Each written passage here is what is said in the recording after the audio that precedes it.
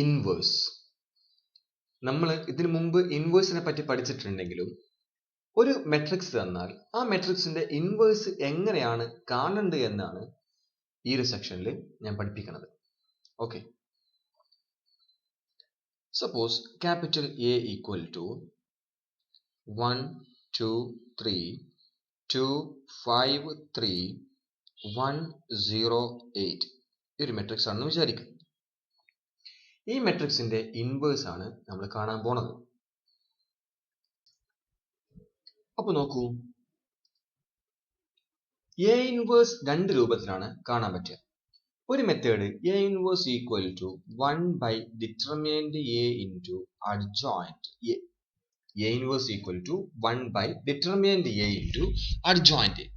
നമുക്ക് ആദ്യം determinant A കാണാം. Determinant A equal to 1 into 40 minus 0 minus 2 into 16 minus 3 minus 3 into plus 3 into 0 minus 5 equal to 40 16 minus 3 13 13 into 2 26 minus 26 minus 15 equal to 40 minus 26 minus 14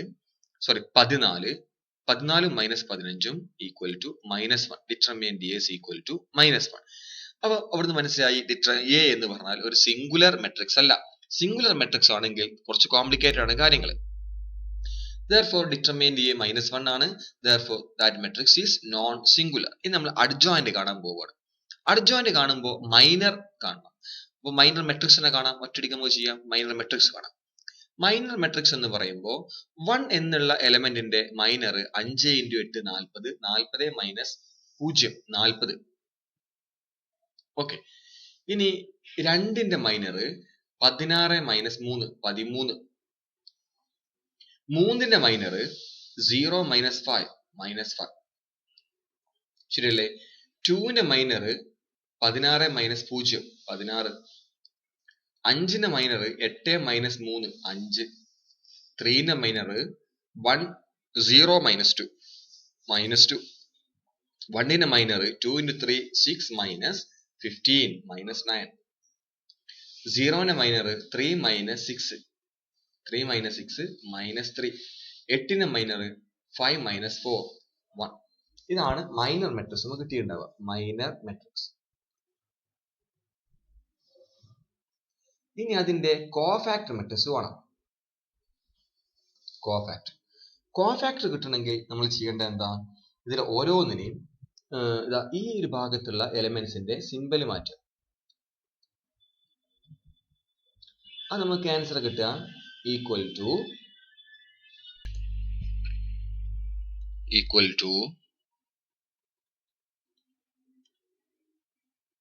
40 minus 13 minus 5 minus 16 5 2 minus 9 3 1. അഥവാ ആ round കാണുന്ന ഭാഗത്തൊക്കെ ആ simple മാറ്റി കൊടുത്തു. That is cofactor. Next one, adjoint of A.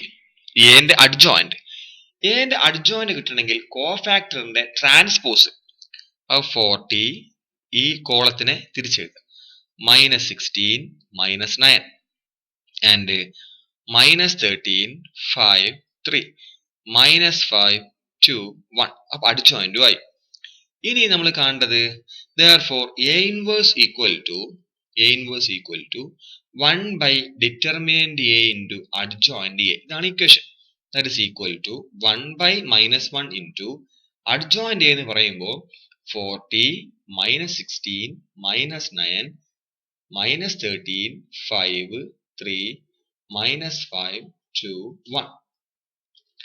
ഇത്ര എഴുതി വെക്കുള്ളൂ സാധാരണ. പക്ഷെ ഇത് 1 by minus 1 മൈനസ് ആണ്. നമുക്കറിയാം 1 by minus 1 എന്ന് പറഞ്ഞാൽ മൈനസ് 1 ആണ്. ഉള്ളിലേക്ക് മൾട്ടിപ്ലൈ ചെയ്യുമ്പോൾ സിമ്പിൾ ആൻസർ അല്ലേ?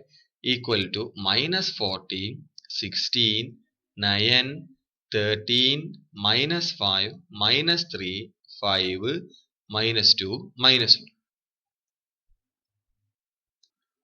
ഇതാണ് എന്റെ inverse. A inverse equal to ഇങ്ങനെ എഴുതി വെക്കാം. ഇത് ഒരു മെത്തേഡ്. രണ്ടാമത്തെ മെത്തേഡ് നോക്കൂ. നമ്മൾ എ എന്തായിരുന്നു? A equal to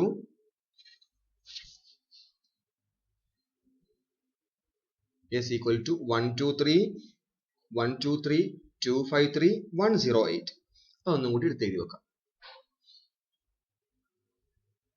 answer sorry matrix 1 2 3 2 5 3 1 0 8. ഇതിന്റെ ഇൻവേഴ്സ് രണ്ടാമത്തെ മെത്തേഡിൽ യൂസിങ് എലമെന്ററി റോ ട്രാൻസ്ഫർമേഷൻ വെച്ച് എങ്ങനെ ചെയ്യാമെന്നാണ് നോക്കാൻ പോകുന്നത്. അപ്പൊ നമുക്കറിയാം എ എന്ന് പറഞ്ഞാൽ എ ഇൻറ്റു ഐ അല്ലേ, A is equal to A into I അല്ലേ. അപ്പോൾ A is equal to A into I അല്ലെങ്കിൽ ഐ ഇൻറ്റു എ എന്ന് എഴുതി വെക്കാം. A is equal to A into I എന്നോ ഐ ഇൻറ്റു എ എന്നോ. നമുക്ക് ടെക്സ്റ്റ് ബുക്കിലുള്ളത് A is equal to I into A എന്നാണ്. ഓക്കെ, ഈ എ എന്ന് പറഞ്ഞാൽ ആരാ? That is equal to 1 2 3 2 5 3 1 0 8 equal to I എന്ന് പറഞ്ഞാൽ ആരാ? 1 0 0 0 1 0 0 0 1 ഇൻറ്റു എ. ഇനി വീണ്ടും എ എഴുതി വെക്കണ്ട, ഒറ്റ എ മതി. കാരണം ഇവിടെ ഓപ്പറേഷൻ കൊടുക്കുമ്പോൾ ഇതിൽ ഓപ്പറേഷൻ കൊടുക്കുമ്പോൾ ഇതിൽ ഏതെങ്കിലും ഒന്നിനാണ് എഫക്ട് ചെയ്യും. അപ്പോൾ ഇതിനെ കൊടുക്കാം. ഓക്കെ, രണ്ടിനും കൂടി കൊടുക്കേണ്ട ആവശ്യമില്ല. അപ്പൊ ഒന്നിനെ മാത്രം എക്സ്പ്ലിസിറ്റ് ആക്കി എഴുതിയാൽ മതി. ഇനി നമ്മൾ ചെയ്യുക ഈ ഒരു ഫോർമാറ്റിലാണ് ചെയ്യാൻ പോകുന്നത്. 1 0 0 0 1 0 0 0 1. ആദ്യം ഈ എലമെന്റിനെ 1 ആക്കും. 1 ആക്കാനുള്ള ഓപ്പറേഷൻ ഇതാണ് കേട്ടോ. R I implies R I by K. R I implies R I by K 1 ആക്കാൻ. 0 ആക്കാന് R I implies R I minus K R J. 0 ആക്കാൻ എന്താ? R I implies R I minus K R J. നോക്കാം. അപ്പൊ ആദ്യം ഇവിടെ 1 ആക്കണം. നോക്കൂ, ഈ ഒരു പൊസിഷനിൽ 1 ആക്കണം. ഇതിനെ 1 ആക്കണം. നമ്മളെ കെ എന്ന് പറഞ്ഞാൽ 1 ആണ് കേട്ടോ. മുമ്പ് പഠിച്ച കാര്യം തന്നെ. R1 implies R1 by K. RI implies RI by K. ആരെയാണോ 1 ആക്കണമെങ്കിൽ അയാളാണ് K. പക്ഷെ ഇവിടെ R1 1 തന്നെ ആയിരുന്നു.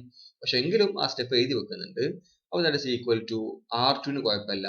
2 5 3 1 0 8 equal to 0 1 0 0 0 1 into A. ഇനിയാണ് ഒന്നാമത്തെ റോ എഴുതാൻ പോണത്. ഇനി മുതൽ ഒന്നാമത്തെ റോ എന്ന് പറഞ്ഞാൽ പഴയ ഒന്നാമത്തെ റോനെ 1 ഡിവൈഡ് ചെയ്താണ്. that is equal to 1 2 3 1 0 0. അവിടെ യാതൊരു സ്റ്റെപ്പും യാതൊരു വ്യത്യാസവും വന്നിട്ടില്ല. ഇനി അതിന് താഴെയുള്ള ഇയാളെയും 0 ആക്കണം. ഓക്കെ, അപ്പൊ ഇവിടുത്തെ കെ എന്ന് പറഞ്ഞാൽ 2, ഇവിടുത്തെ കെ എന്ന് പറഞ്ഞാൽ 1. ഇക്വേഷൻ നോക്കൂ. R2 implies R2 minus 2R1. R3 implies R3 minus R1.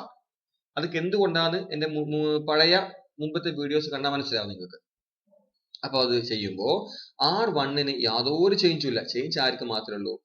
R2ക്കും R3ക്കും മാത്രമേ ഉള്ളൂ. അപ്പോ എഴുതി വെച്ചു. R1 അതേപോലെ എഴുതി വെച്ചു. 1 2 3 1 0 0. 2 minus 2 into 1 0. 5 minus 1 3 minus 2 into 3 minus 3. ഇനി R3 minus R1 അതേപോലെ ഇവിടെ that is equal to ഇവിടെ ചെയ്യുമ്പോൾ കിട്ടുക നമുക്ക് minus 2 and 1 0. ഇവിടെ കിട്ടുക 0 minus 2 5 കാരണം R3 minus R1 അല്ലേ. 8 minus 0 minus 1 minus 1 0 1 എന്ന് കിട്ടും. ഓക്കെ, ഇനി നമ്മൾ ചെയ്യേണ്ടത് ഈ ആളെ 1 ആക്കലാണ്. ഈ ഇത് മൊത്തം കഴിഞ്ഞു. ഇയാളെ 1 ആക്കും. ഇയാളെ 1 ആക്കിയിട്ട് അടുത്ത സ്റ്റെപ്പ് ഇത് 0 ആക്കലാട്ടോ. ഇയാളെ 1 ആക്കാൻ പോകുന്നു. ഇയാളെ 1 ആക്കുമ്പോൾ ആ പൊസിഷനിൽ ഇവിടെ ആരാ ഉള്ളത്? അയ്യോ, അത് 1 തന്നെയാണ്. 1 തന്നെയാണ്. അവിടെ പ്രത്യേകിച്ച് യാതൊരു സ്റ്റെപ്പിന്റെ ആവശ്യമില്ല. ഇതിവിടെ 4 ആയിരുന്നു വിചാരിക്കുക. അങ്ങനെയാണെങ്കിൽ സ്റ്റെപ്പ് എന്തായിരിക്കും വരിക? R2 implies R2 by 4 ആ വരിക. ഇവിടെ R2 by 1 തന്നെയാണ്. അപ്പൊ യാതൊരു ചേഞ്ച് ഉണ്ടാവില്ല. എങ്കിലും ഞാൻ എഴുതി വെക്കുന്നുണ്ട്. ബാക്കി R1നും R3ക്കും കുഴപ്പമില്ല. 1 2 3 1 0 0. ഓക്കെ, R2ന് കുഴപ്പമുണ്ട്. 0 minus 2 5 minus 1 0 1. R2 എന്ന് പറഞ്ഞാൽ R2 by 1. അപ്പോഴും ചേഞ്ച് ഒന്നും ഇല്ല. പക്ഷെ എങ്കിലും അങ്ങനെ ആ ഓർഡറിൽ എഴുതി വെച്ചത് മാത്രം. ഇനി അടുത്ത സ്റ്റെപ്പിൽ ഇയാളെയും 0 ആക്കണം. ഇവിടുത്തെ K എന്ന് പറഞ്ഞാൽ 2, ഇവിടുത്തെ K എന്ന് പറഞ്ഞാൽ -2 ട്ടോ. അപ്പോ എന്ത് ഇക്വേഷൻ ഉണ്ടാവുക? R1 implies R1 minus 2R2. R3 implies R3 plus 2R2. എന്തുകൊണ്ടാന്ന് നിങ്ങൾക്ക് മനസ്സിലായിട്ടുണ്ടാവും. മനസ്സിലാവാത്തവരുണ്ടെങ്കിൽ എൻ്റെ മുമ്പത്തെ വീഡിയോ കാണുക കേട്ടോ. അങ്ങനെയാണെങ്കിൽ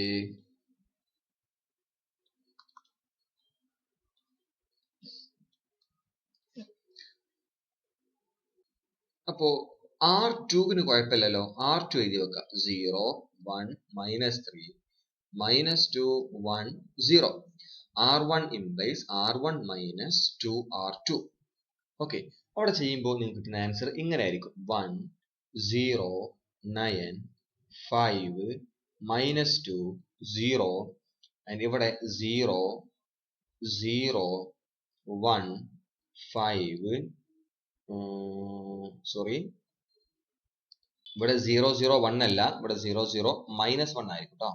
0 0 -1 ആൻഡ് -5 2 1 ഇങ്ങനെയായിട്ട് മാറും. ഓക്കെ, അടുത്ത സ്റ്റെപ്പിൽ നമുക്ക് ഉണ്ടാവുക, ഇനി ആരെ വണ്ണാക്കണം? ഇയാളെ വണ്ണാക്കണം. ഇയാളെ വണ്ണാക്കുക എന്ന് പറഞ്ഞാൽ R3 implies R3 by -1. അങ്ങനെയൊക്കെ മാറ്റുമ്പോൾ 1 0 9 5 -2 0 8 0 1 -3 -2 1 0. ഇവിടെ ഉണ്ടാവുന്ന ചേഞ്ച് 0 0 1 5 -2 ആൻഡ് -1 ഇങ്ങനെയായിട്ട് മാറും. ഇനി നമുക്ക് ഇയാളെയും 0 ആക്കണം. അപ്പൊ 0 ആക്കുമ്പോൾ R1 implies R1 - 9 R3, R2 implies R2 plus 9 3 R3. ഇങ്ങനെയൊക്കെ മാറ്റുമ്പോൾ എന്ത് വ്യത്യാസങ്ങളാണ് ഉണ്ടാവുക? അപ്പൊ ഉണ്ടാവുന്ന ചേഞ്ച് ഇങ്ങനെ ആയിരിക്കും.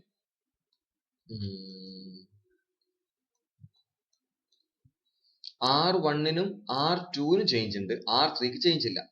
ചേഞ്ച് ഇല്ലാത്ത R3 എഴുതി വെക്കാം. ഇവിടെ ഉണ്ടാവുന്ന വ്യത്യാസങ്ങൾ ഇങ്ങനെ ആയിരിക്കും കേട്ടോ. 1 0 0 -40 16 9. ഇവിടെ ഉണ്ടാവുക 0 1 0 ആൻഡ് 13 -5 -3 ഇങ്ങനെ ആയിരിക്കും ഉണ്ടാവുക. ഇപ്പൊ നോക്ക്, I is equal to something into A എന്നായില്ലേ. I is equal to B into A എന്നായില്ലേ. അപ്പൊ A ന്റെ ഇൻവേഴ്സ് ആരാ? AB equal to I വന്നാൽ A ന്റെ ഇൻവേഴ്സ് അല്ലേ B. Therefore ഇതാണ് ഇൻവേഴ്സ്. Therefore നമ്മൾ എഴുതി വെക്കും. ആ സ്റ്റെപ്പിന്റെ ആവശ്യം ഇവിടെ അല്ല കേട്ടോ, നിങ്ങൾ മനസ്സിലാൻ വേണ്ടി എഴുതി വെച്ചാണ്. Therefore A inverse equal to ഇത് equal to -40 16 9 13 -5 -3 5 -2 -1. ഇതാണ് A ഇൻവേഴ്സ് ഉണ്ടാവുക. നോക്കൂ, ഇവിടെ കിട്ടിയ A ഇൻവേഴ്സ് എന്താണ്? -40 16 9. ഇവിടെ നോക്കൂ, -40 16 9. കണ്ടോ, രണ്ടും സെയിം ആയി കിട്ടി. അങ്ങനെ രണ്ട് മെത്തേഡിലും നമുക്ക് A ഇൻവേഴ്സ് കാണാൻ പറ്റും. ഓക്കെ.